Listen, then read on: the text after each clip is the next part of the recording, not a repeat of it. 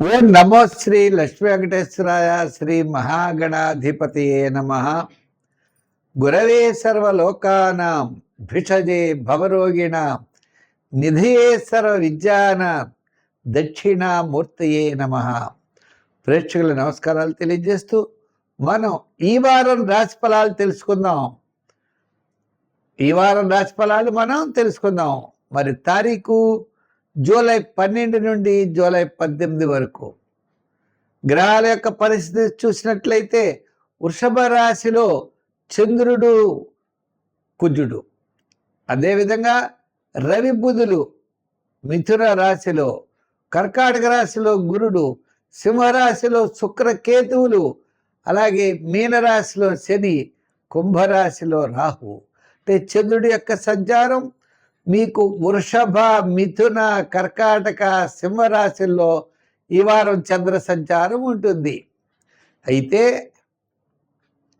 ఇప్పుడు మనం 12వ తారీఖు నుంచి 18వ తారీఖు వరకు అనుకున్నాం కాబట్టి ముఖ్యమైన పండుగల్లో 12వ తారీఖు మాస శివరాత్రి.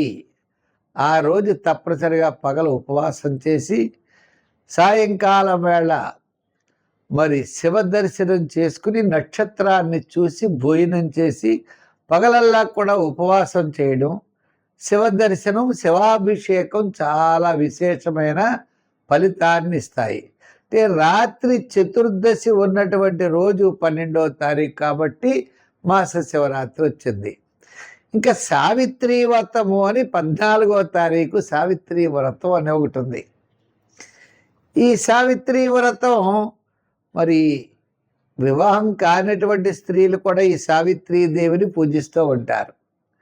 ఇంకా తర్వాత 12 తర్వాత మనకి 14 సావిత్రి వ్రతము, 15వ తారీఖు గురుమూఢమి ప్రారంభం. అంటే గురుడు రవి కలుస్తారన్నమాట, కర్కాటక రాశిలోకి వచ్చేస్తారు, గురుమూఢం ప్రారంభం అవుతుంది. 16వ తారీఖు మరి పూరి జగన్నాథుడి యొక్క రథయాత్ర, అవి చాలా విశేషం. జగన్నాథుడిని మనం సేవించాలి. ఆ జగన్నాథుడు మన యొక్క సమస్తమైనటువంటి సంపదలు ఇవ్వడానికి లక్ష్మీ సమేతుడై ఉంటాడు. అంచేతనే శ్రీమద్ భాగవతం అన్నాం. శ్రీమద్ భాగవతం, లక్ష్మీదేవితో కూడిన భాగవతం, భగవంతుడు ఉండాలి మనకి. ఇప్పుడు తిరుమల వెంకటేశ్వర స్వామి కూడా ఆయన వక్షస్థలం మీద లక్ష్మీదేవి ఉంటుందట, కౌస్తుభమణి. ఆ లక్ష్మీ సమేతుడై ఉంటాడు ఆయన. అంచేత అటువంటి ఆయన మనం పూజించాలి. కాబట్టి జగన్నాథుణ్ణి, జగత్తు ప్లస్ నాథ జగన్నాథ, జగత్తుకి నాథుడు అంటే ఆయనే దైవము, అటువంటి వాడు. అదేవిధంగా మరి మనకి 17వ తారీఖున దక్షిణాయనం ప్రారంభం అవుతోందండి. ఇది చాలా ఇంపార్టెంట్ విషయం. అంటే మకర రాశి నుంచి కర్కాటక రాశి వరకు ఈ యొక్క ఉత్తరాయణ పుణ్యకాలం కర్కాటక రాశిలో ప్రవేశించిన వెంటనే సూర్య భగవానుడు మనకి దక్షిణాయనం ప్రారంభం అవుతుంది. కాబట్టి 17వ తారీఖు నుంచి మనకి దక్షిణాయనంగా చెప్పారు. మళ్ళా ధనుర్రాశి, మకర రాశి, సంక్రాంతి వరకు ఈ కాలం అంతా కూడా ధనుర్రాశి మనం దక్షిణాయనంగా చెప్పుకోవాలి. అటువంటి విశేషం కలిగినటువంటి రోజులు. మరి ఈవేళ గ్రహాల యొక్క పరిస్థితిని అనుసరించి మనం రాశి ఫలాలు తెలుసుకుందాం. తులారాశి. ఈ తులారాశి వారికి మనం చూసినట్లయితే అష్టమ, నవమ, దశమ, ఏకాదశ స్థానాల్లో సంచారం. అంటే వారాంతం అన్నమాట అండి.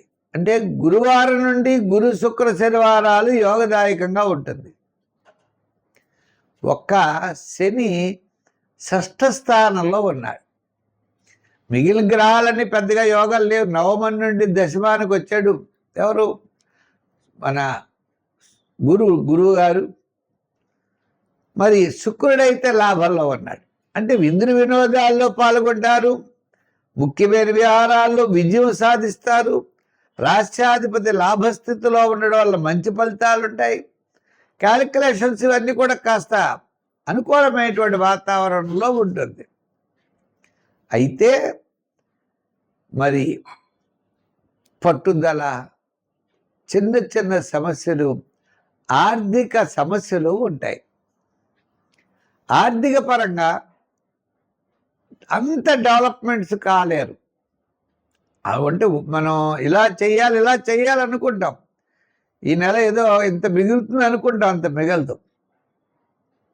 ఇది చేయాలనుకుంటే ఇంకొంచెం మరి కాస్త ఖర్చులు ఎక్కువయ్యేటువంటి పరిస్థితులు కూడా కనపడతాయి. ఉద్యోగపరమైనటువంటి అభివృద్ధి అయితే ఉన్నది. రాజకీయ పరంగా సామాన్యంగా ఉన్నది. విద్యార్థులకి అంతంత మాత్రం ఉన్నది.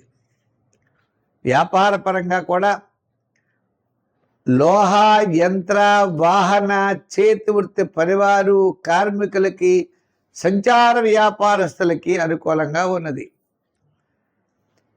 ఫైనాన్షియల్ విషయంలో పార్ట్నర్స్తో కొన్ని విషయాలు చర్చించే అవకాశాలు ఉన్నాయి. అదేవిధంగా కుటుంబ సభ్యులతో ఆర్థిక పరిస్థితులు మీరు చర్చించే అవకాశాలు కూడా కనపడుతున్నాయి. ఏదైనప్పటికీ ఆర్థిక పరమైన వ్యవహారాల్లో జాగ్రత్తలు తీసుకోవడం చాలా అవసరం. సంఖ్యల్లో 6, రంగుల్లో తెలుపు, ఆరాధనలో శివారాధన ఎక్కువ చేయండి. అమ్మవారిని బాగా పూజించండి, తప్పకుండా విజయం సాధించగలుగుతారు. గురువారం నియమం పెట్టుకోండి, దక్షిణామూర్తిని పూజించండి, విజయం సాధించండి. ఏదో నిప్పుల బాధలు అంటే అసంతృప్తిగా, లేజీగా, పనులు ఉత్సాహంగా చేయకుండా మనం కాలక్షేపం చేస్తూ ఉంటాం. ఇంచేత గ్రహములన్నీ కూడా స్తబ్దతగా ఉన్నప్పుడు విద్యార్థులు చేద్దాంలే అనుకుంటారు. రాజకీయ నాయకులకి అవకాశాలు ఉండవు. వృత్తుల వారికి కూడా ఈవేళ కాకపోతే రేపు కాదు ఎల్లుండాను అనుకుంటూ ఉంటారు, ఇన్ టైంకి వెళ్ళరు. వ్యాపార పరంగా కూడా అంతంత బద్ధకిష్టులుగానే ఉంటారు. అంటే మొత్తం మీద అంటే ఎందు గురించి ఇలా చెప్పాల్సి వచ్చిందంటే ఈ రాశి వారికి, ధనుర్రాశి వారికి ప్రస్తుతం అనుకూలమైన పరిస్థితులు ఎక్కడా కనపట్టలేదు. ఏదో వేళకి తిండి తింటారు. విద్యార్థులు అంతంత మాత్రంగా ఉన్నారు. రాజకీయ నాయకులు కూడా అంతే. అయితే మరి ఇటువంటి పరిస్థితుల్లో ఈ రాశి వారు మనం ఏం చేయాలి? గ్రహములు సామాన్యంగా ఉన్నప్పుడు నెగిటివ్గా మనం ఆలోచించకూడదు, పాజిటివ్గా ఆలోచించాలి. నేను చేయగలను అనే విల్ పవర్, ధైర్యం, మానసికమైన ఉత్సాహంతో ముందుకు వెళ్ళాలి. శ్రమ అయితే అవుతుంది, శ్రమలోనే ఆనందాన్ని పొందాలి. శ్రమాన్ని భయపడితే ఎలాగా? శ్రమలోనే ఆనందం, ప్రవాహానికి ఎదురు ఎదాలి, విజయం సాధించాలి. దీనికి నవగ్రహ ప్రదక్షిణ చెయ్యండి, నవగ్రహారాధన చెయ్యండి, శనికి నూనె పొయ్యండి, తైలాభిషేకాలు చెయ్యండి.